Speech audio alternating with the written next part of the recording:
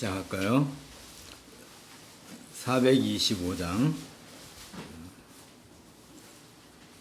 주님의 뜻을 이루소서 함께 찬송하겠습니다.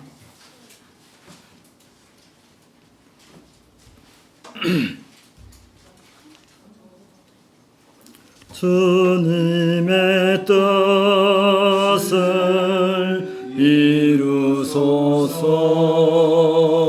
고요한 중에 기다리니 진흙과 같은 날 빚으사 주님의 영상 만드소서. 주님의 뜻을 이루소서. 주님 말 앞에 엎드리니 나의 맘속을 살피시사 눈보다 희게 하옵소서. 주님의 뜻을 이루소서. 오늘로 몸이 피곤할 때 권능의 손을 내게 펴사 한건케 하여 주옵소서. 주님의 뜻을 이루소서. 온전히 나를 주장하사 주님과 함께 동행함을 만민이 알게 하옵소서.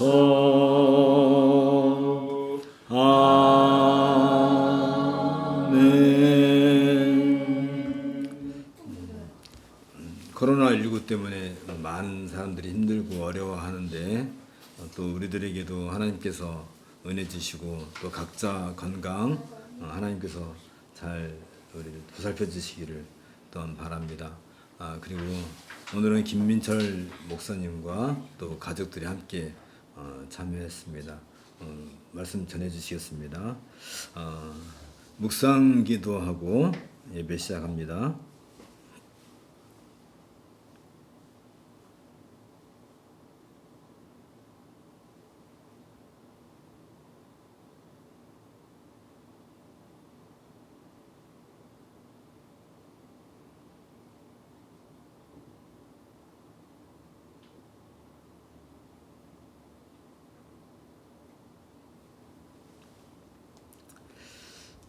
자리에서 일어나시고 예배 순서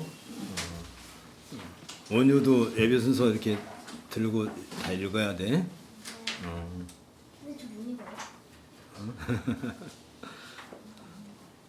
우리의 마음을 주님께 들어올려 함께 고백합시다. 우리의 도움은 천지를 지으신 여호와의 이름에 있도다. 새 노래로 여호와께 노래하라. 온 땅이여 여호와께 노래할지어다. 여호와께 노래하여 그의 이름을 송축하며 그의 구원을 날마다 전파할지어다. 그의 영광을 백성들 가운데 그의 기이한 행적을 만민 가운데 선포할지어다. 여호와는 위대하시니 지극히 장한 것이요 모든 신들보다 정형할 것이며 만국의 모든 신들은 우상들이지만 여호와께서는 하늘을 지으셨습니다. 존귀와 위엄이 그의 앞에 있으며 능력과 아름다움이 그의 성소에 있다. 아멘. 함께 기도하겠습니다. 세상의 모든 군왕들을 지배하시고 세상의 모든 능력자들을 다스리시며 세상의 모든 신들을 평정하시어 세상의 광포와 사람들의 혼란을 잠잠케 하시는 우리 주 예수 그리스도의 아버지신 하나님, 하나님은 엄유하신 분이시기에 스스로 하나님을 대적하는 원수들에게는 공포와 위협을 느끼게 하시고 저들의 간을 콩알만하게 만드시며 저들의 심장을 서늘하게 만드시는 분이시나이다. 그럼에도 불구하고 하나님을 향하여 온 마음과 뜻을 다하여 하나님의 신실하심을 믿고 따르는 성도들에게는 존경과 두려움과 찬양을 일으켜시오니 감사와 영광을 올려옵나이다.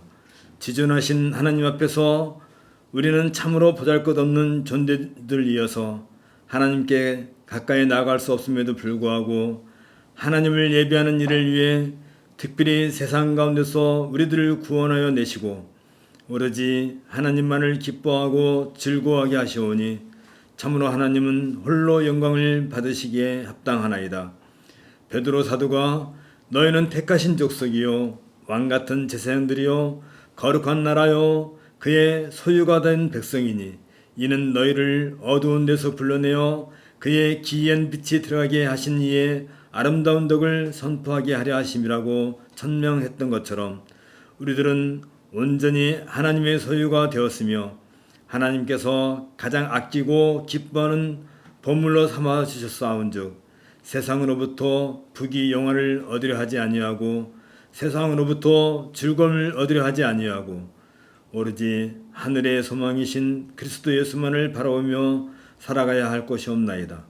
바로 이러한 의식을 가지고 우리는 이 세상의 역사 속에서 반듯하고 올곧은 교회를 세워나가는 일에 우리의 모든 열정과 열심을 다 쏟을 수 있도록 마음의 각오를 다지며 오롯이 하나님만을 올바르게 경외하고 예배할 수 있도록 은혜를 주옵소서.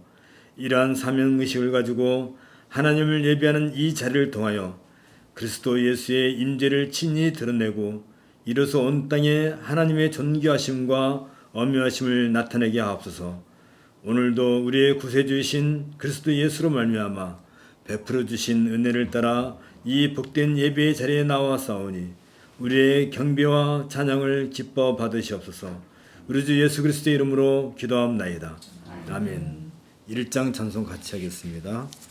만복의 근원 하나님, 만복의 근원 하나님, 온 백성 찬송 드리고 저천사여 찬송하세.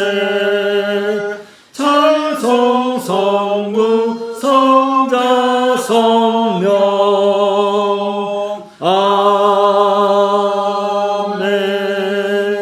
아멘. 자리에 앉으시고요. 죄의 고백입니다. 고백으로의 부름. 내가 무엇을 가지고 여호와 앞에 나아가며 높으신 하나님께 경배할까? 내가 번제물로 1년 된 송아지를 가지고 그 앞에 나아갈까?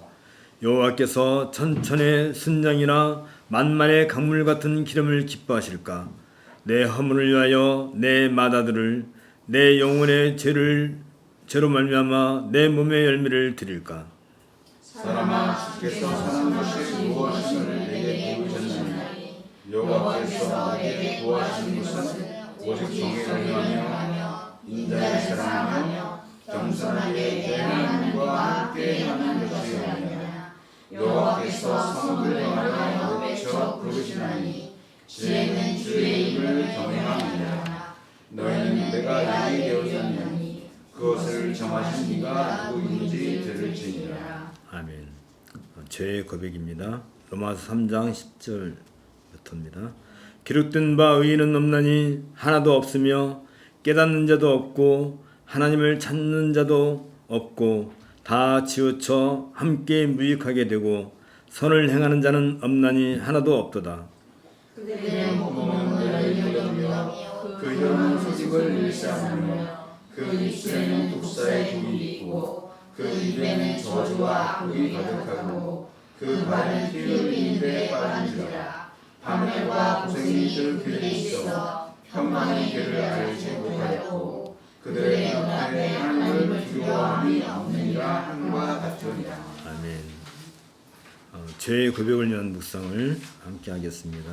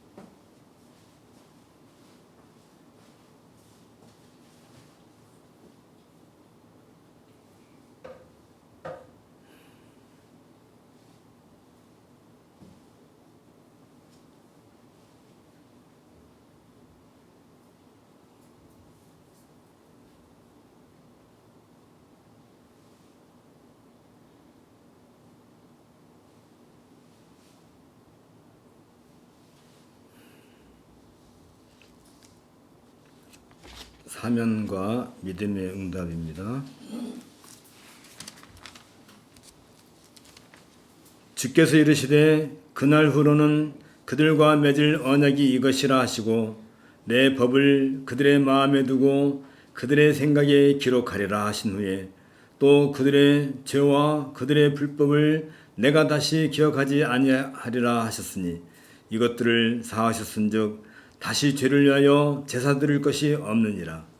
그러므로 너희들아 우리가 예수의 피를 입어 성소를 들어갈 나이는 얻었나니 그 길은 우리를 위하여 휘장 가운데로 열어놓으신 새로운 살 길이요 휘장은 곧 그의 육체이니라. 아멘. 21장 찬송하겠습니다. 다 찬양하여라.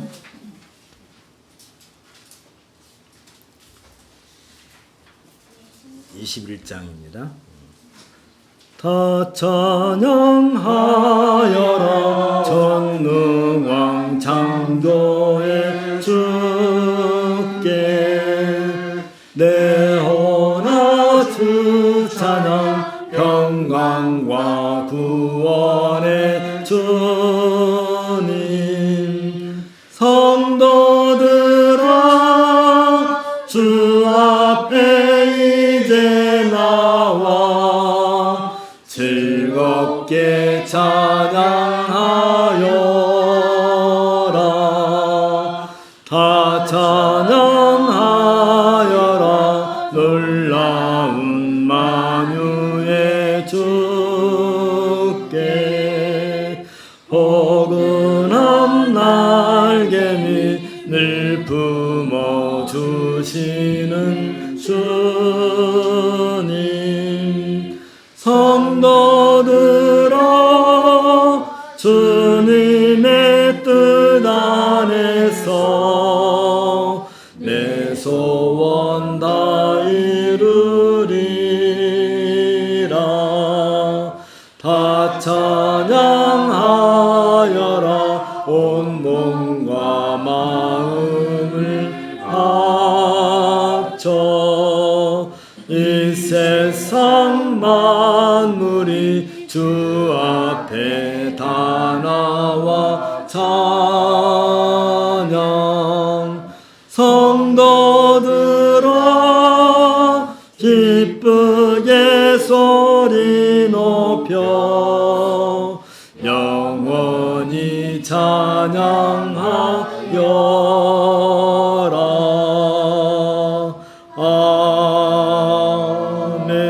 아멘.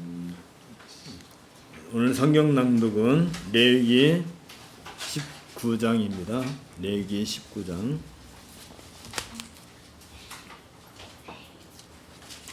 여호와께서 모세에게 일러 가라사대 너는 이스라엘 자손의 온 회중에게 구하여 이르라 너희는 거룩하라 나 여호와 너희 하나님이 거룩함이다. 너희 각 사람은 부모를 경외하고 나의 안식일을 지키라 나는 너희 하나님 여호와니라. 너희는 헛것을 위하지 말며 너희를 위하여 신상들을 부어 만들지 말라. 나는 너희 하나님 여호와니라. 너희는 화목제 희생을 여호와께 드릴 때에 연락되도록 드리고 그 제물은 드리는 날과 이튿날에 먹고 제3일까지 남았거든 불사르라. 그 제물은 드리는 날과 이튿날에 먹고 제3일까지 남았거든 불사르라. 제3일에 조금이라도 먹으면 가증한 것이 되어 연락되지 못하고 그것을 먹는 자는 여호와의 성물 더럽힘을 인하여 죄를 당하리니 그가 그 백성 중에서 그쳐지리라. 너희 땅에 고물을 벨 때 너는 반 모퉁이까지 다 거두지 말고 너의 떨어진 이삭도 줍지 말며 너의 포도원의 열매를 다 따지 말며 너희 포도원에 떨어진 열매도 줍지 말고 가난한 사람과 타국인을 위하여 버려두라. 나는 너희 하나님 여호와니라. 너희는 도적질하지 말며 속이지 말며 서로 거짓말하지 말며 너희는 내 이름으로 거짓 맹세함으로 내 하나님의 이름을 욕되게 하지 말라. 나는 여호와니라. 너는 내 이웃을 압제하지 말며 늑탈하지 말며 품꾼의 삭을 아침까지 밤새도록 내게 두지 말며 너는 귀먹은 자를 저주하지 말며 소경 앞에 장애물을 놓지 말고 내 하나님을 경외하라. 나는 여호와니라. 너희는 재판할 때에 불의를 행치 말며 가난한 자의 편을 들지 말며 세력 있는 자라로 두어하지 말고 공의로 사람을 재판하지 말며 너는 내 백성 중으로 돌아다니며 사람을 논단하지 말며 내 이웃을 대적하여 죽을 지경에 이르게 하지 말라. 나는 여호와니라. 너는 내 형제를 마음으로 미워하지 말며 이웃을 인하여 죄를 담지 않도록 그를 반드시 책선하라. 원수를 갚지 말며 동포를 원망하지 말며 이웃 사랑하기를 내 몸같이 하라. 나는 여호와니라. 너희는 내 규례를 지킬지어다. 내 육축을 다른 종류와 교합시키지 말며 내 밭에 두 종자를 섞어 뿌리지 말며 두 재료로 직조한 옷을 입지 말지며 무릇 아직 숙량도 되지 못하고 해방도 되지 못하고 정원한 시종과 사람을 행음하면 두 사람이 형벌을 받으려니와 그들이 죽임을 당치 아니할 것은 그 여인은 아직 해방되지 못하였으니라. 그 남자는 그 속건제물 곧 속건제 수양을 해망문 여호와께로 끌어올 것이요 제사장은 그의 범한 죄를 위하여 그 속건제 수양으로 여호와 앞에 속죄할 것이요 그리하면 그의 범한 죄의 사함을 받으리라. 너희가 그 땅에 들어가 각종 과목을 심거든 그 열매는 아직 할례받지 못한 것으로 여기되 곧 3년 동안 너희는 그것을 할례받지 못한 것으로 여겨 먹지 말 것이요 제4년에는 그 모든 과실이 거룩하니 여호와께 드려 찬송할 것이며 제5년에는 그 열매를 먹을지니 그리하면 너희에게 그 소산이 풍성하리라. 나는 너희 하나님 여호와니라.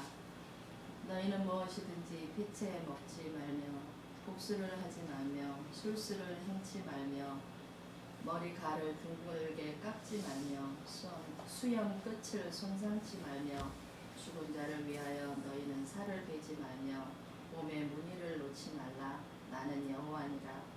내 딸을 더럽혀 기생이 되게 말라. 음풍이 전국에 퍼져 죄악이 가득할까 하노라. 내 안식일을 지키고 내 성소를 공경하라. 나는 여호와니라. 너희는 신접한 자와 박수를 믿지 말며 그들을 추종하여 스스로 더럽히지 말라. 나는 너희 하나님 여호와니라. 너는 셋 머리 앞에 일어서고 노인의 얼굴을 공경하며 내 하나님을 경외하라. 나는 여호와니라. 타국인이 너희 땅에 우거하여 함께 있거든 너희는 그를 학대하지 말고 너희와 함께 있는 타국인을 너희 중에서 낳은 자같이 여기며 자기같이 사랑하라. 너희도 애굽 땅에서 객이 되었더니라. 나는 너희 하나님 여호와니라. 너희는 재판에든지 도량령에서든지 불의를 행치 말고 공평한 저울과 공평한 추와 공평한 에바와 공평한 힘을 사용하라. 나는 너희를 인도하여 애굽 땅에서 나오게 한 너희 하나님 여호와입니다. 너희는 나의 규례와 나의 모든 법도를 지켜 행하라. 나는 여호와입니다. 아멘. 이는 주님의 말씀입니다. 하나님께 감사를 드립니다. 레위기 19장을 방금 우리가 같이 읽었는데 레위기 19장은 계속 이게 후렴구처럼 등장하는 게 있죠. 나는 여호와니라, 나는 너희 하나님 여호와니라 이렇게 계속해서 행하는데 여기에 나와 있는 이 규례들을 행한다는 것은 곧 하나님이 그 자리에 그들과 함께 하고 계신다는 그런 내용이 계속 나오는 거죠. 그러니까 여기에 어떤 뭐 저주를 하지 말며 뭐 그런다면 그 자체가 거기에 하나님이 함께 계신다는 그런 레위기 19장은 나는 여호와니라, 나는 너희 하나님이 여호와니라, 나는 너희를 애굽 땅에서 불러낸 여호와니라 이런 말이 계속 등장하는데 레위기 19장은 그걸 굉장히 강조하고 있다는 점을 우리가 마음에 담았으면 좋겠습니다. 73장 찬송하겠습니다. 73장. 내 눈을 들어 두루 살피니. 원효가 한글을 잘 읽는가 봐. 내 눈을 들어 두루 살피니 사랑이라. 날 돕는 구원 어디서 오나 그 어디서 하늘과 땅을 지은 여호와 날 도와주심 확신하도다. 주께서 나의 가는 곳마다 지키시며 졸지도 않고 깨어 계셔서 늘 지키네.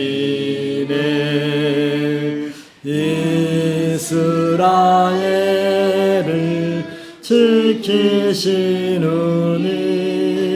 쉬지도 않고 살펴주시네. 여호와 나의 보호자시니 늘 지키며 오른팔 들어 보호하시고 그늘 되네. 낮에는 해가 상치 못하며 또 밤에 달이 해치 못하네. 여호와 나의 영혼 지키사 돌보시며 내 모든 죄를 사해 주시고 늘 지키네. 이제로부터 영원 무궁히 주 나의 주를 지켜주시리. 아멘. 우리 함께 기도하겠습니다. 모든 사람들이 하나님의 어무하신 첫 번째 언약을 파기함으로써 죄와 비참함에 빠지게 된 상태에서 저들이 멸명하게 내버려두지 아니하시고 오로지 하나님의 순전한 사랑과 자비하심으로 말미암아 둘째 언약을 통하여 친히 택하신 자들을 죄와 비참함으로부터 구원하시고 영원한 생명으로 받기까지 이끌어 주시기를 기뻐하시는 우리 주 예수 그리스도의 아버지신 하나님, 하나님께서는 둘째 아담이신 그리스도와 창세전의 은혜의 언약을 맺으셨으며 그리스도 안에서 그리스도의 자손인 모든 택함 받은 사람들과도 친히 은혜 언약을 맺으셨나이다. 또한 우리의 유일한 중보자이신 예수 그리스도를 통하여 생명과 구원을 값없이 베풀어 주시고 우리들이 이 놀라운 사실을 믿음으로 받아들이고 거룩한 순종에 이룰 수 있도록 하기 위하여 성령을 주시어 증거로 삼으심에 감사와 영광을 올리옵나이다. 우리의 유일한 구세주이신 예수 그리스도께서는 하나님과 맺으신 은혜 언약을 성취하시기 위해 때가 찼을 때 동년녀인 여자에게서 태어나시기를 기뻐하시고 이 세상에 계실 동안 율법에 자신을 복종시키시되 그 율법을 완전하게 이행하셨사오며 또한 세상 사람들의 모욕과 사탄의 유혹과 그리스도께서 취하신 육신의 연약함을 친히 다 겪으심으로써 자신을 낮추셨나이다.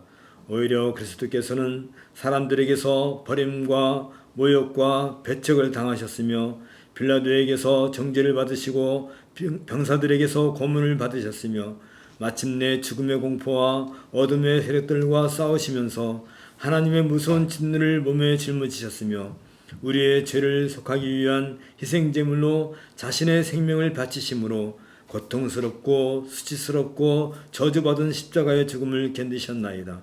이로써 영원한 죽음과 형벌을 받아 마땅한 우리들에게 영원한 생명과 영화를 누리게 하셨사오니 참으로 감사를 드리옵나이다.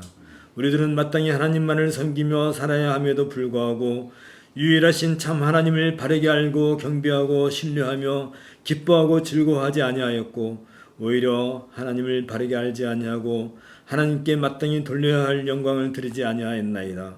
심지어 하나님을 자주 잊어버리거나 오해하였고 우리의 이기심에 빠져 자신의 유익을 추구하였고 우리 마음이나 의지나 감성을 오롯하게 하나님께 기울이지 않음으로써 그릇된 신앙과 교만과 세속적인 안전과 세상의 기쁨과 즐거움에 빠져 살고자 하는 추악한 존재들임을 고백하나이다.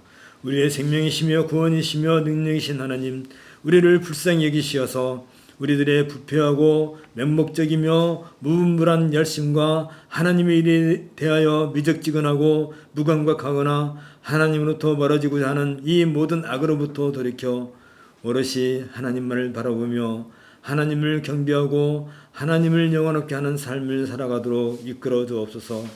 세상은 여전히 하나님을 하나님으로 모시지 아니하고 오히려 가공된 수많은 신들을 만들어 숭배하는 괴악한 악행을 끊지 않고 있나이다. 또한 세상은 그 악한 자인 사탄의 술수에 빠져 있으며 그 옛날에 거짓으로 아담과 하와가 유혹을 당했던 것처럼 지금도 온갖 거짓으로 서로가 서로를 옭아매면서 죽음을 향해 치닫고 있나이다. 심지어 하나님의 거룩한 명령을 거스르며 그리스도의 보혈조차 거부하고 성령의 이끄심조차 거역하면서 어리석게도 바벨탑을 쌓았던 교만과 폐역을 일삼으면서 할 수만 있다면 이 땅에서 가장 화려하고 높은 자기들의 성을 쌓을 것처럼 유세를 부리고 있나이다. 이처럼 허무한 일에 목숨을 걸고 살려고 바둥거리는 인생들을 불쌍히 여기시고 저들에게 복음의 빛을 비추시어서 어둡고 암울하고 소망조차 찾을 수 없는 인생들을 벗어버리고 참된 빛의 세계로 나아갈 수 있도록 은혜를 베풀어 주옵소서. 만군의 여호와 우리 아버지신 하나님, 이 땅에 있는 교회들을 또한 불쌍히 여기시어서 저들에게 유일한 소망인 하늘의 구원을 가슴에 새기고 세상의 일들에 더 이상 빠져들지 아니하며 하나님을 기뻐하고 즐거워하는 인생의 본분을 따라 온전히 성령과 진리로 하나님을 예비하며 살아갈 수 있도록 은혜를 주옵소서.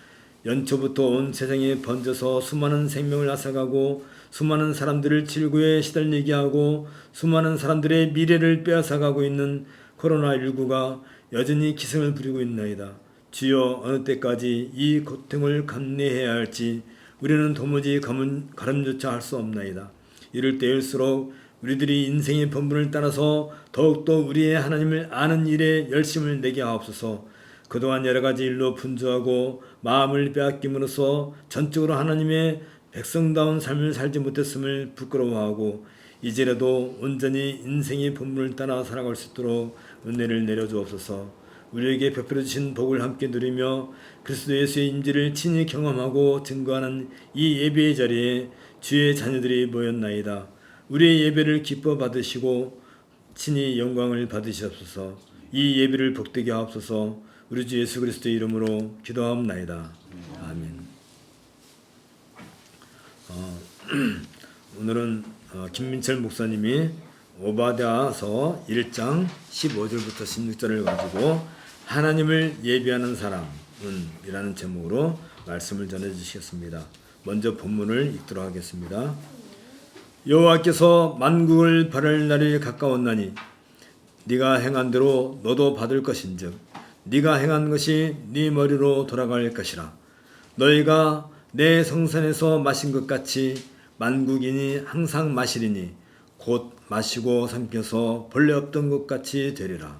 아멘. 목사님 나오셔서 말씀 전해주셨습니다.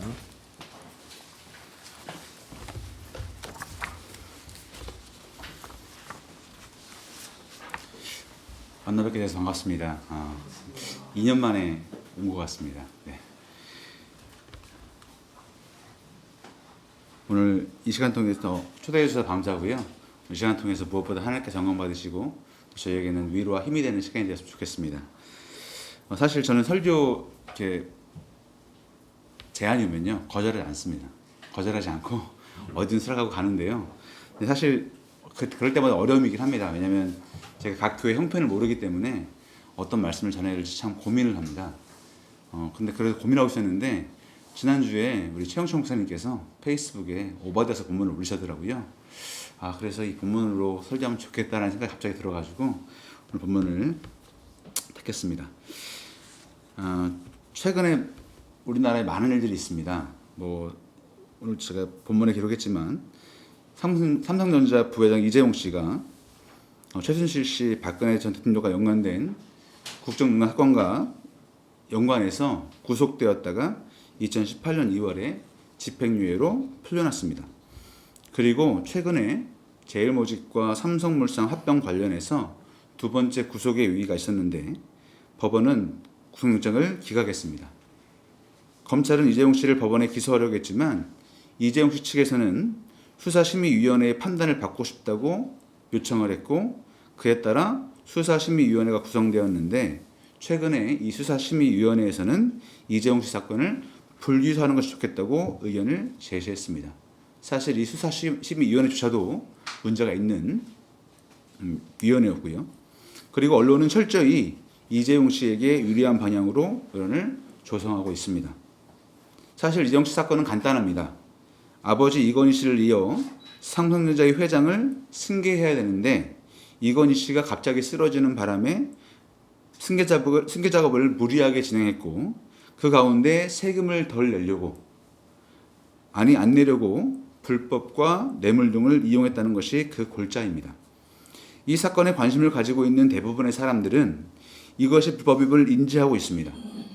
그렇다면 당연히 그에 따라 판결을 받고 감옥에 가야 하는 것이 당연합니다.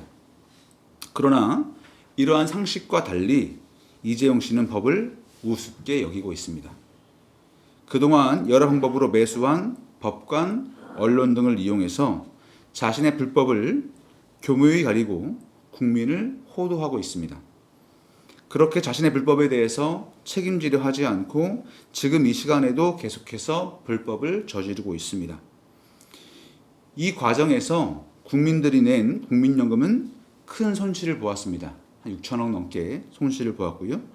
불법을 저질러도 당당한 이재용 씨를 보면서 국민들은 굉장한 박탈감을 느끼고 있습니다.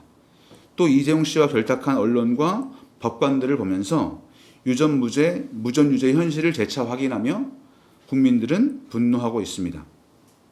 한편으로는 이러한 현실을 보면서 사람들은 힘을 얻을 수만 있다면, 부를 쌓을 수만 있다면 무엇이든 하겠다는 마음을 내면에 품기도 합니다. 그래야만 이 땅에서 소위 성공할 수 있기 때문입니다. 이번에는 부동산 이야기를 잠깐 할까 합니다. 최근 부동산 문제와 관련하여 온 나라가 시끄럽습니다. 현 정부는 부동산과 관련하여 규제를 계속해서 발표하고 있는데 그럼에도 불구하고 현실은 거꾸로 계속 오르고 있습니다. 부동산 가격이 계속해서 오릅니다. 집값도 오르고 전월세도 오르고 있습니다. 부동산이 오르니 부동산 투자를 통해 돈을 보고자 하는 사람들이 가득합니다. 어떤 사람들은 수단 방법을 가리지 않고 돈을 끌어모아 부동산에 투자합니다. 심지어 한 사람이 500채 이상 가지고 있기도 합니다. 세계적인 저금리 기조는 이러한 부동산 과열 현상을 부추기고 있습니다. 상황이 이렇다 보니 정직하게 일을 해서 집을 사기가 굉장히 어렵습니다.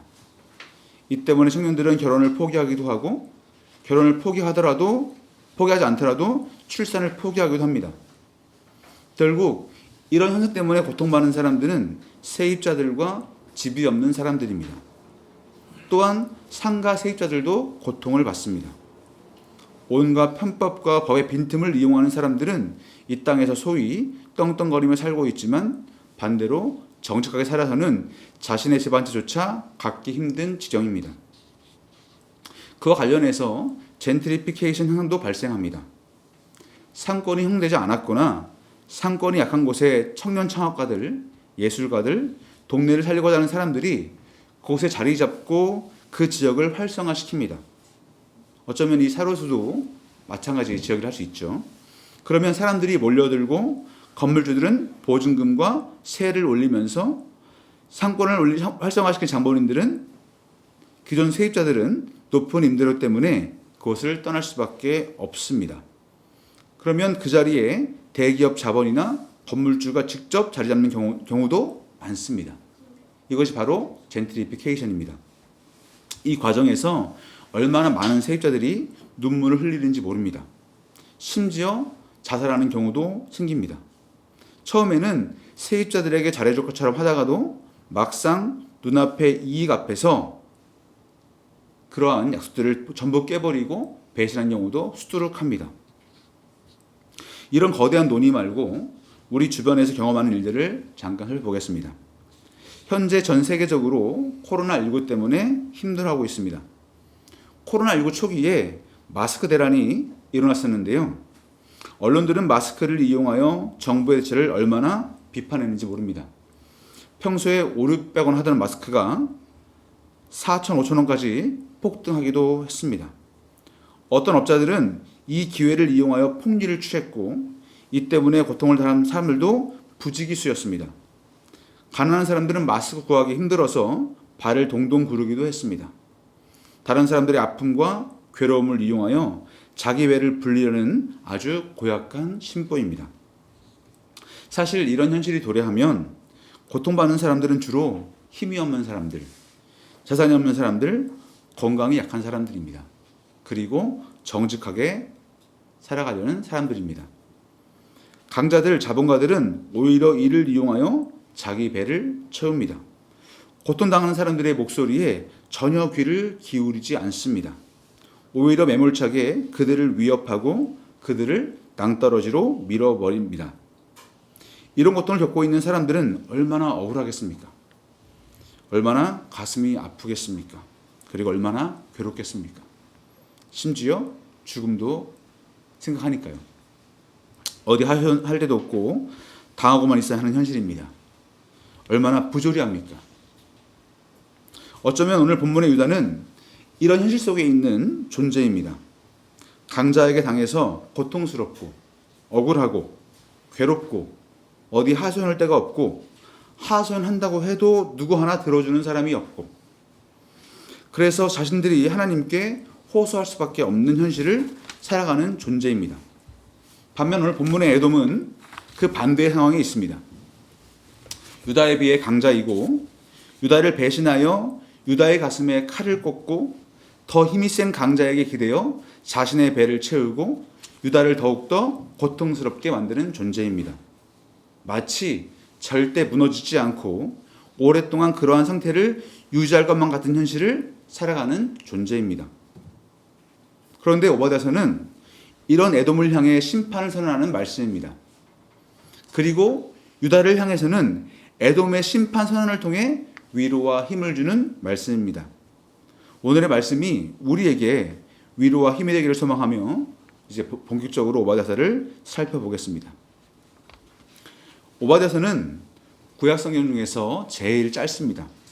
21절밖에 되지 않습니다. 그런데 이 오바댜와 관련해서는 그의 이름과 그가 유다의 선자라는 것 외에는 알려진 것이 없습니다. 그런데 그의 이름의 뜻은 여호와께 예배하는 자, 여호와께 경배하는 자, 여호와의 종입니다. 사실 이것은 굉장히 의미가 있습니다. 그의 이름으로 볼 때 그와 그의 아버지는 굉장히 하나님을 경외했던 사람임을 알 수가 있고요. 그리고 그는 이름을 통해 자신의 사역의 특징을 보여주고 있습니다. 오늘은 이 내용을 살펴보려고 합니다. 사실 자신의 이름을 통해 자신의 사역을 특징을 보여준 사람들은 꽤 있습니다. 예를 들어서 엘리야가 있죠. 엘리야는 하나님을 아무도 알지 못할 때에 여호와만이 하나님이심을 알렸던 선지자, 이름을 통해서 알렸던 선지자고요. 엘리사는 당시에 하나님만이 구원이심을 그 당시 이스라엘 사람들에게 알렸던 사람이었고요. 나음은 니느웨의 심판을 이야기하면서 이스라엘 백성들에게 참 위안을 주었던 인물이었습니다. 또한 미가는 그의 예언을 통해서 정말 하나님 같은 분이 없다. 누가 하나님과 같은가 하는 말씀을 전해주었던 사람이었습니다. 또 하박국은 자신의 이름처럼 하나님과 씨름했던 선지자였죠. 이렇게 이 오바댜도 자신의 이름을 통해서 하나님을 예배하는 사람의 어떠한 존재인지를 보여주었던 사람이었습니다. 그는 이렇게 에돔에 대한 심판을 예언했는데 관련 본문으로는 아모스 1장 11절부터 12절, 이사야 34장, 예레미야 49장 7절부터 22절, 에스겔서 35장이 있습니다. 그 외에도 더 있습니다. 다시 말해서 이 에돔에 대한 심판은 굉장히 성경에서 강조하고 있고 한편으로 말하자면 에돔이 이스라엘을 굉장히 어렵게 했다는 것을 반면으로 알 수 있습니다. 그런데 이 오바댜서를 읽으면서 우리가 더 어려운 점은 그가 활동했던 시기를 알 수 없다는 점입니다. 그가 어떤 시대에 활동했는지를 알면 그가 말한 맥락을 조금 더 알 수 있을 텐데 우리는 그것을 알 수 없어서 조금 어렵습니다. 학자들은 그의 활동 연대를 주전 9세기부터 5세기까지 다양하게 의견을 표력하고 있습니다. 그리고 20절에 사로잡혔던 이스라엘이라는 표현이 있는데 이 표현을 통해서 주전 721년 북이스라엘 멸망 이후라고 보기도 합니다. 그런데 이 사건도 그 전에 나중에 일어난 일을 예언할 수도 있기 때문에 이 연대 추정은 참 쉽지 않습니다. 다만 본문을 읽으면서 제가 추정한 데는 남유다가 바벨론에게 멸망당한 주전 586년과 에돔이 바벨론에게 멸망당한 주전 550년 사이가 아닐까 싶습니다. 특히 오바댜서와 예레미야서 49장 7절 7절부터 22절까지의 내용이 매우 비슷한데 예레미야 활동 시기를 볼 때 그렇습니다. 어쨌든 분명한 것은 오바댜가 남유다의 선지자이며 에돔의 멸망을 선포했다는 점입니다. 그럼 에돔은 어떤 나라이겠습니까? 우리가 잘 알듯이 에돔은 에서의 후손입니다. 창세기를 보면 야곱은 꾀를 내어 에서의 장사권을 뺏어왔는데 그 일 때문에 에서와 야곱은 화목하지 못했습니다. 잠깐 화해가 됐지만 그 이후의 역사를 보면 그의 후손들도 마찬가지로 늘 갈등을 겪었습니다. 이스라엘 백성이 출애굽을 하여서 광야 40년간의 훈련을 마치고 이제 때가 되어 가나안 땅으로 향해 갈 때 모세는 에돔 왕에게 정중하게 부탁을 합니다. 우리가 이 땅을 관통하고 지나갈 건데 지나가면서 당신들에게 모든 비용을 지불하겠다. 그리고 아무것도 건드리지 않겠다. 다만 지나가게 해달라고 부탁하지만 에돔은 그 이스라엘 요청을 거절을 합니다. 그래서 이스라엘은 돌아갈 수밖에 없고 그 혹독한 길로 인해서 하나님께 불평하기도 했던 일도 있습니다. 그럼에도 불구하고 당시 하나님께서는 에돔이 형제 나라이기 때문에 그들과 다투지 말라고 말씀하셔서 이스라엘 백성들은 돌아갈 수밖에 없었습니다. 그 말씀이 민수기 20장과 신명기 2장에 나와 있습니다. 그 이후에도 두 나라 간의 적개심은 계속되었습니다. 에돔이 이스라엘을 침략하기도 하고 이스라엘이 에돔을 정복하기도 했습니다. 그리고 에돔은 끊임없이 이스라엘과 유다를 괴롭게 했던 나라였습니다. 그럼에도 그들은 형제 나라였습니다. 때로는 즉 주전 593년 시드기야가 즉위한 지 오래되지 않아서 바벨론의 위협 앞에 머리를 맞대기도 했었습니다. 예레미야 27장에 보면 나와 있습니다. 이랬던 에돔에게 하나님의 심판이 선언됩니다. 오늘 본문을 보면 1절부터 9절까지는 에돔의 철저한 멸망을 말씀합니다. 하나님께서 군사를 일으키셔서 에돔과 싸우실 것이고 에돔을 매우 작게 하셔서 크게 멸시를 받게 하실 것이라고 말씀하십니다. 그런데 망해도 쫄딱 망하게, 흔적도 없이 망하게 하신다고 말씀하십니다. 5절의 비유를 보면 그 참담함을 알 수가 있습니다. 함께 한번 읽겠습니다. 혹시 도둑이 내게 이르렀으며 강도가 밤중에 내게 이르렀을지라도 만족할 만큼 훔치면 그치지 아니하였겠느냐. 혹시 포도를 따는 자가 내게 이르렀을지라도 그것을 얼마쯤 남기지 아니하였겠느냐. 내가 어찌 그리 망하였는고. 에서가 어찌 그리 수탈되었으며 그 감춘 보물이 어찌 그리 빼앗겼는고 라고 말씀합니다.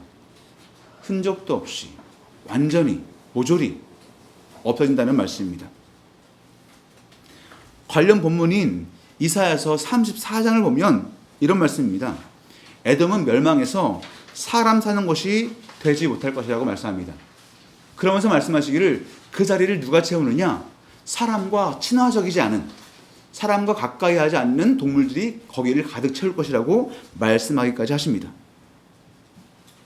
그런데 심지어 이 말씀은 553년 바벨론에게 에돔이 멸망함으로, 그리고 주 70년 예루살렘 함락과 함께 에돔은 역사에게 사라지게 되므로 성취가 되었습니다.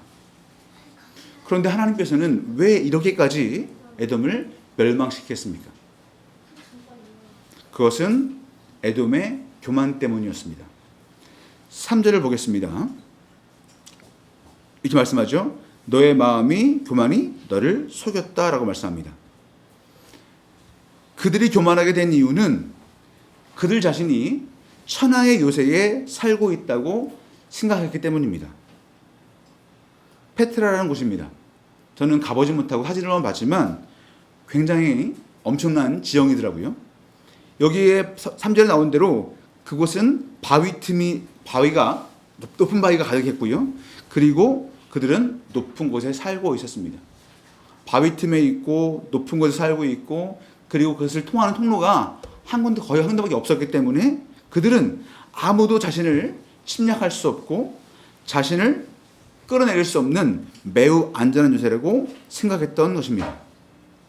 그것이 그들의 마음이 그들 자신을 속인 것이었습니다. 그것이 교만이었습니다. 그들은 자신의 위치를 망각했습니다. 하나님께서 자신들의 조상인 에서에게 그 땅을 주셔서 정착하게 하셨음을 잊었습니다.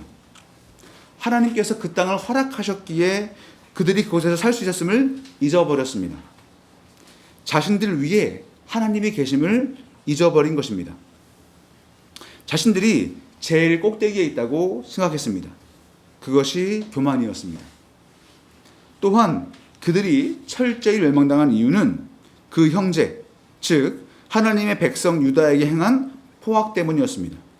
10절부터 14절까지를 보면 그들은 이방인들이 유다를 침략하여 유다의 재물을 뺏으려고 제배를 뽑을 때에 유다의 편에 서지 않고 오히려 이방인들 편에 서서 함께 재물을 뺏었습니다. 또한 유다가 하나님으로부터 심판당해 고통당하고 있을 때, 즉 이방인에게 침략당했을 때 그들은 그 형제 유다의 아픔을 보고 방관했습니다. 그리고 심지어 기뻐하기까지 했습니다. 또한 형제의 아픔을 이용해 자신의 배를 채우려고 했습니다.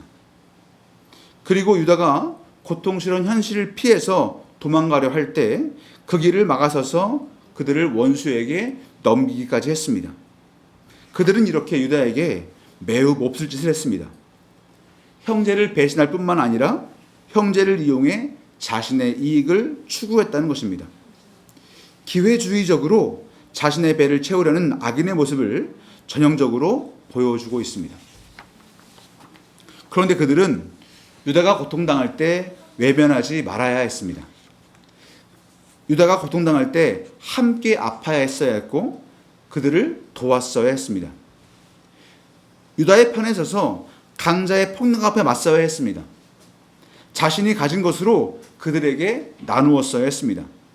하지만 그들은 오히려 형제의 아픔을 이용해서 자신의 배를 채웠습니다.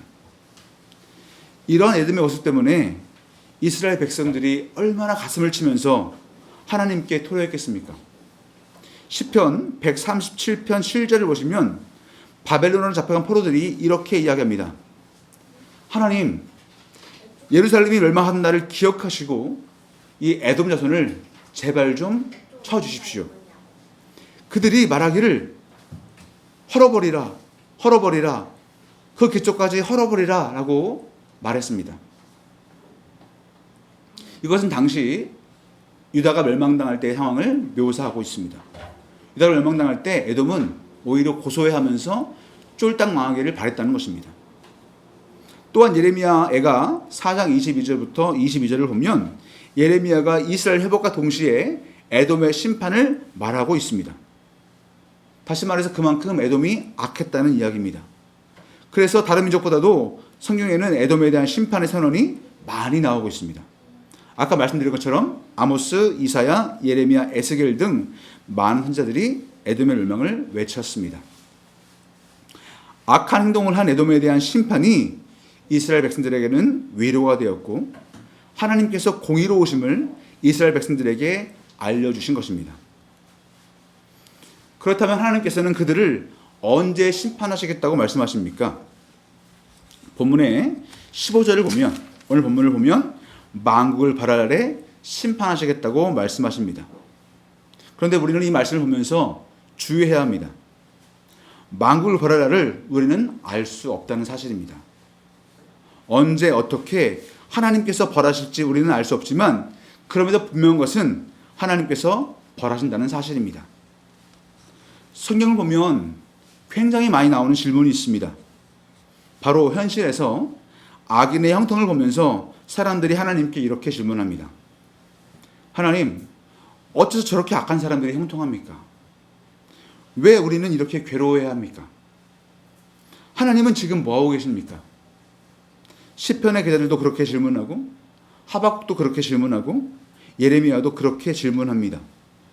현실을 보면서 도저히 이해할 수가 없다는 겁니다. 오늘 서두에서도 말씀드렸지만 삼성 부회장 이재용 씨가 얼마나 악을 행하고 있습니까? 그리고 검찰과 권력이 얼마나 악을 행하고 있습니까? 또한 정치 권력에 기생한 교회 권력이 얼마나 승승장구하고 있습니까? 과거 식민지 시절 일본에 적극적으로 부역한 친일파들이 여전히 승승장구하고 있지 않습니까? 온갖 불법과 편법을 사용하는 자들이 이 땅에서 떵떵거리며 살고 있는 현실을 우리는 보고 있지 않습니까? 그렇게 나쁜 짓을 일삼는데도 심판받지 않고 오히려 잘 살고 있습니다.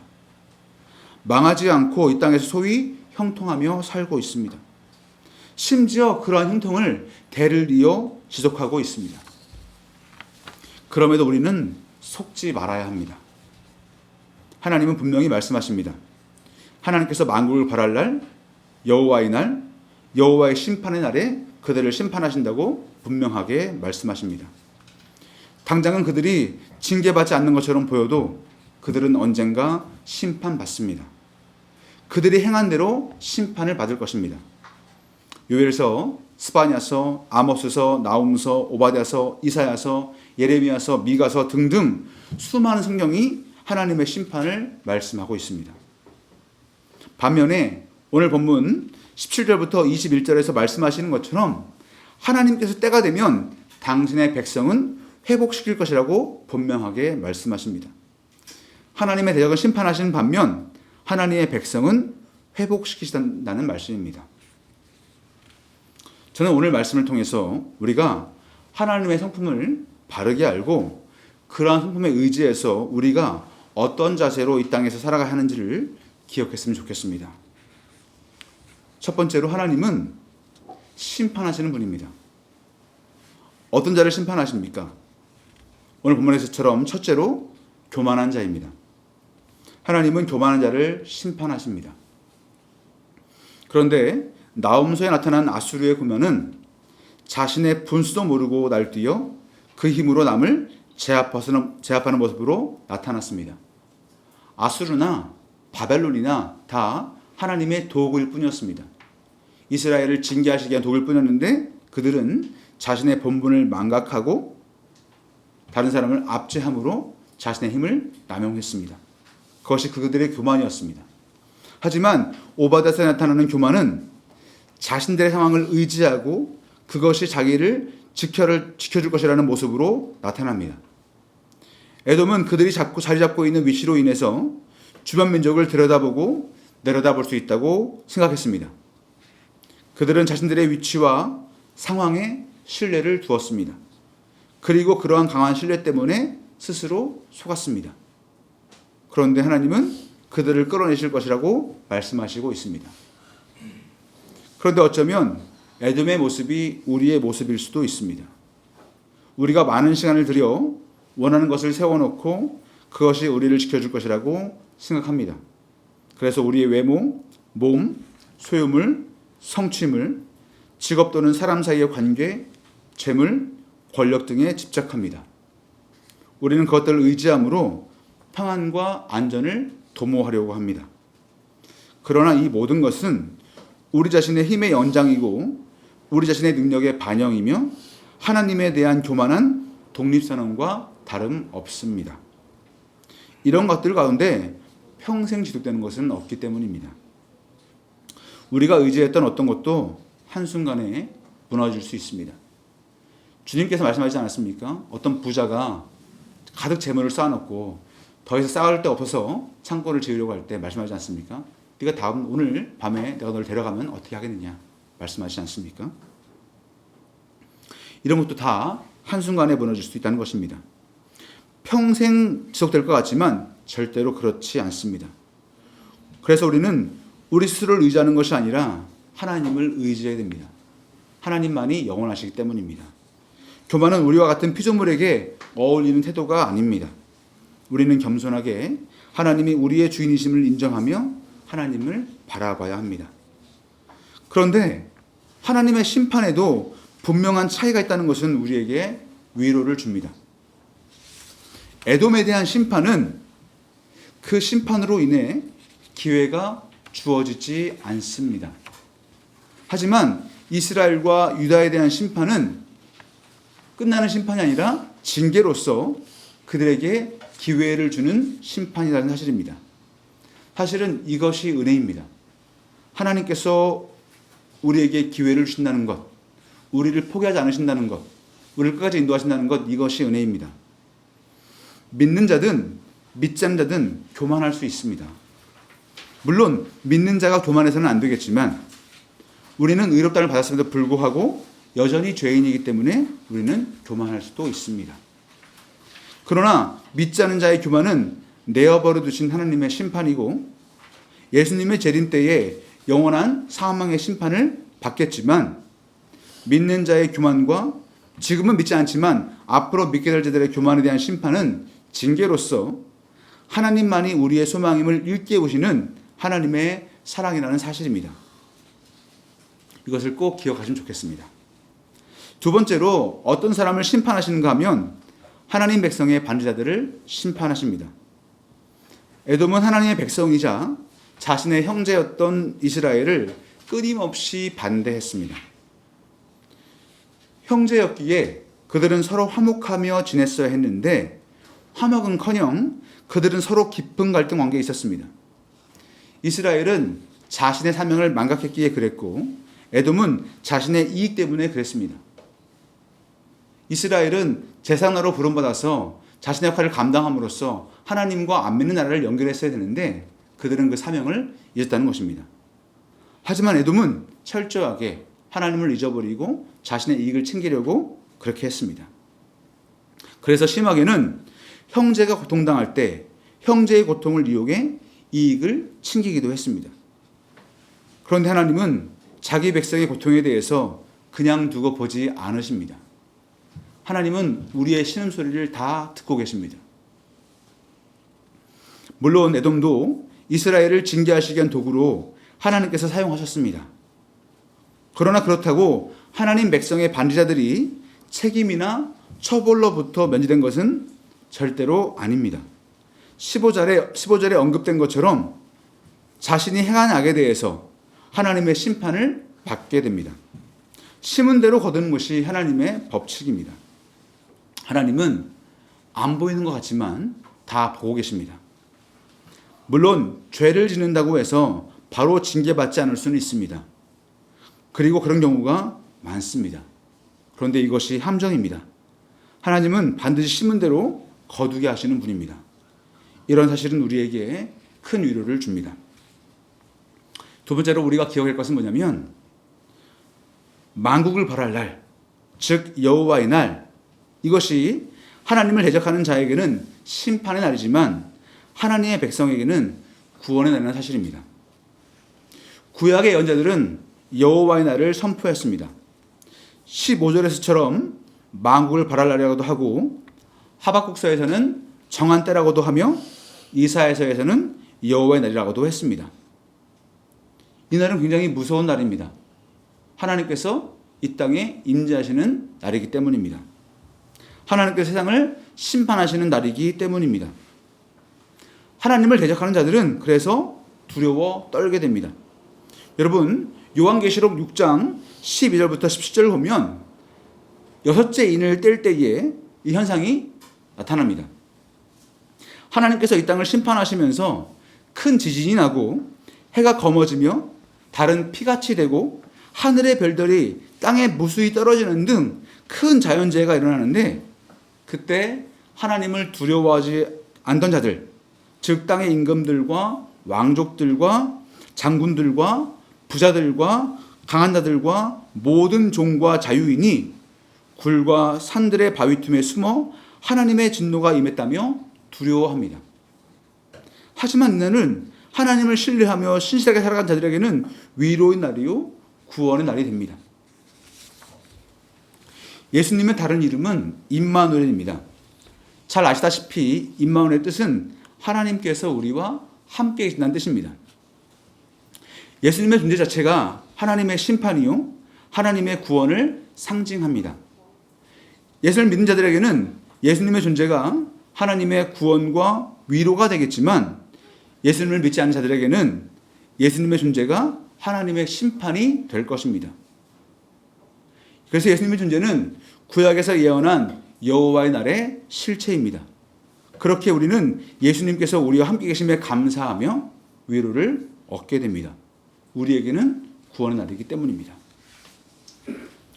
마지막으로 우리 기억할 것은 서두에서도 언급했듯이 오바댜는 여호와를 경배하는 자, 여호와의 종이라는 뜻인데 그러면 여호와를 예배하는 사람, 요즘 말로는 성도는 어떻게 살아야 하겠습니까? 다시 말해서 위에서 언급한 하나님의 성품을 아는 사람은 어떻게 살아야 하겠습니까? 여호와를 경배하는 사람은 선을 행하는 사람입니다. 그럼 선은 무엇이겠습니까? 선은 하나님 자체이고 하나님의 성품을 의미합니다. 다시 말해 선을 행한다는 것은 하나님의 성품을 따라 사는 것을 의미합니다. 정의와 공평과 진실과 자비함을 따라 사는 것을 말합니다. 오늘 읽은 본문 참 레위기 19장이 인상 깊었는데 거기에서는 하나님께서 자신이 누구라고 말씀하시면서 그대로 살 것을 말씀하시지 않습니까? 그것이 우리 성도가 살아야 할 모습이라고 분명히 말씀합니다. 그래서 이웃이 고통당할 때 그들을 외면하는 것이 아니라 그들과 함께하는 삶, 이웃이 억울한 일을 당했을 때 그들의 편에 서는 삶, 불의와 불법이 자행될 때 저항하는 삶, 이익에 따라서 이랬다 저랬다 하는 삶이 아니라 하나님께서 말씀하시는 가치를 따라 우직하게 걸어가는 삶, 언제나 진실되게 살아가려는 삶, 우리는 하나님을 신뢰하기에 이러한 삶을 살아가고 살 수 있습니다. 그런데 이러한 삶을 산다고 해서 이 땅에서 우리가 평안하고 형통한 삶을 살아갑니까? 그렇지 않습니다. 오히려 위와 같은 삶을 산다는 것은 고통스러울 수 있고 희생을 감수할 수밖에 없습니다. 우리 주변을 한번 보십시오. 기독교인이 아니더라도 진정으로 정의를 따라 살아가는 사람들, 또 다른 사람들을 돕기 위해서 자신을 희생한 사람들의 모습은 어떠합니까? 그 자신뿐만 아니라 그의 가족까지도 고통받는 것이 현실 아닙니까? 정직하게 진실하게 살아가는 사람들은 어떻습니까? 사람들이 그를 좋게 볼 수도 있겠지만 많은 사람들은 그 사람을 이용하여 자신의 이익을 탐하려 하지 않습니까? 현실이 얼마나 냉혹합니까?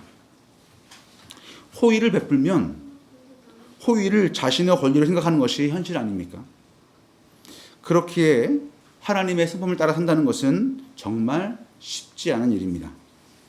다른 사람이 수단과 방법을 가리지 않고 자신의 이익을 도모할 때 그것을 보고도 정도를 걸어간다는 것은 정말 쉽지 않습니다. 그럼에도 성도는 악한 자들이 창궐하고 의인들이 고난받고 손해볼 때 선을 행하는 사람입니다.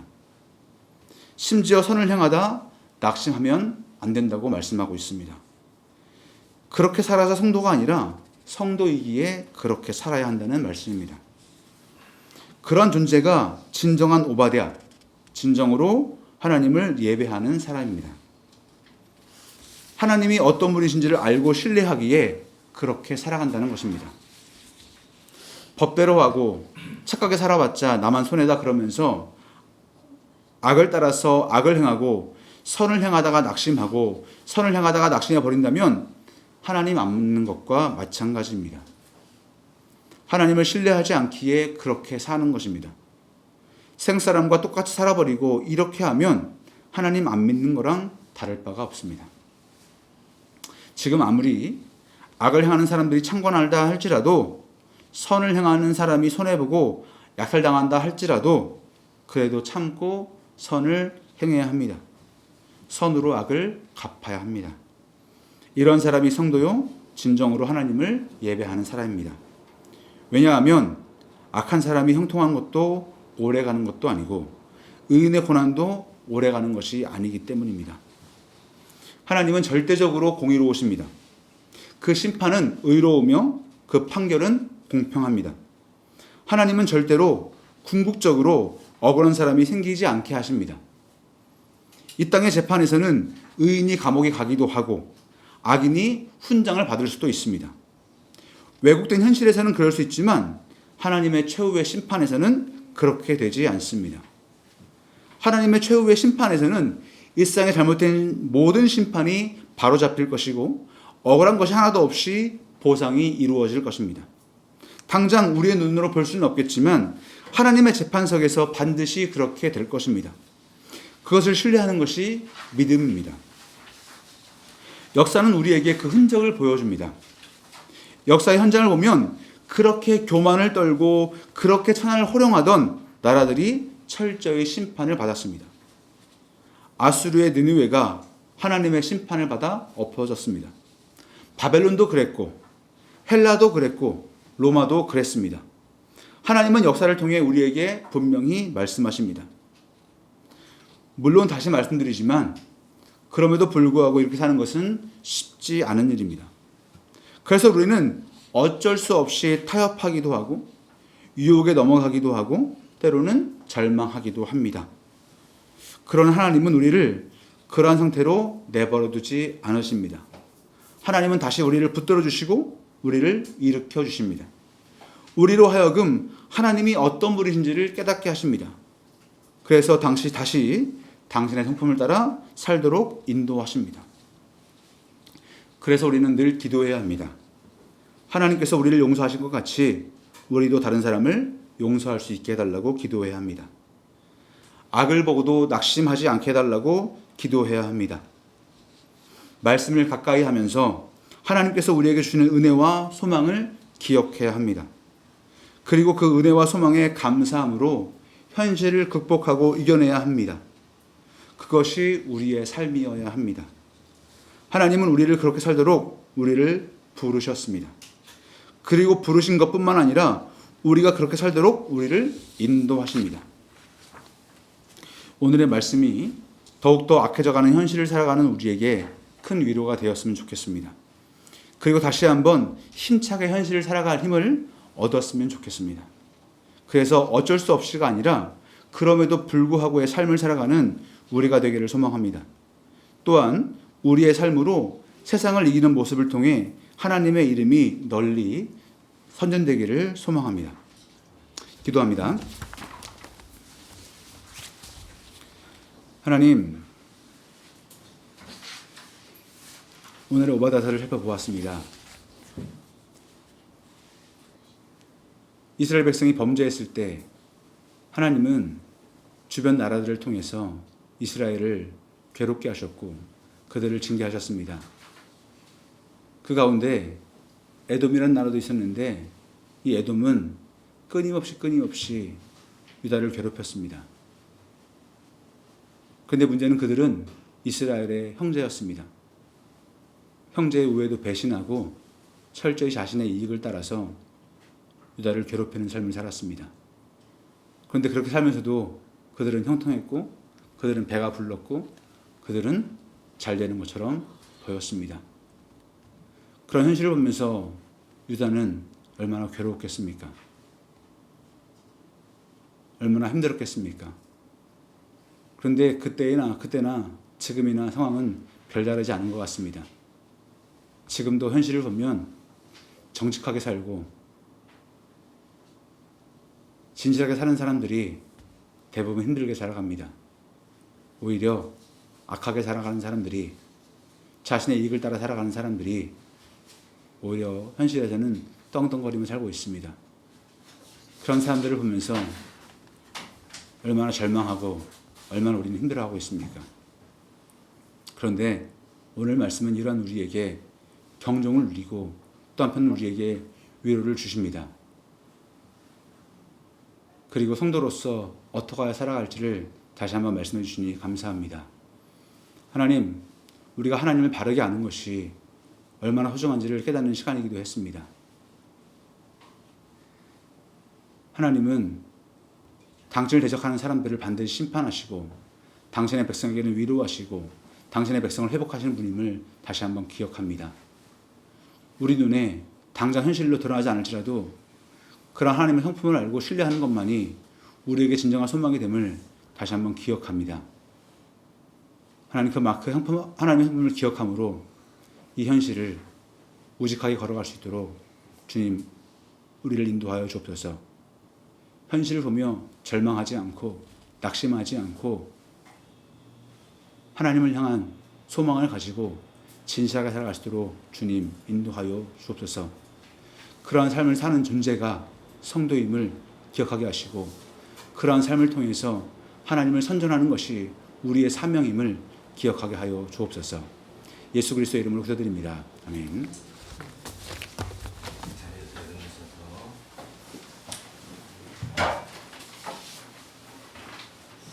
550장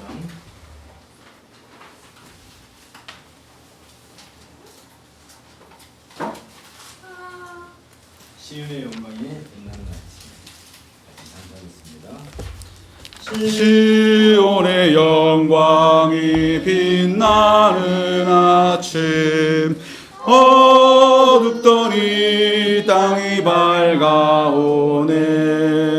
슬픔과 애통이 기쁨이 되니 시온의 영광이 비춰오네. 시온의 영광이 빛나는 아침, 매였던 종들이 돌아오네. 오래전 선지자 꿈꾸던 복을 만민이 다 같이 누리겠네. 보아라 광야에 화초가 피고 말랐던 시냇물 흘러오네. 이 산과 저 산이 마주쳐 울려 주 예수 은총을 찬송하네. 땅들아 바다야 많은 섬들아 찬양을 주님께 드리어라. 싸움과 죄악이 가득한 땅에 찬송이 하늘에 사무치네. 아멘.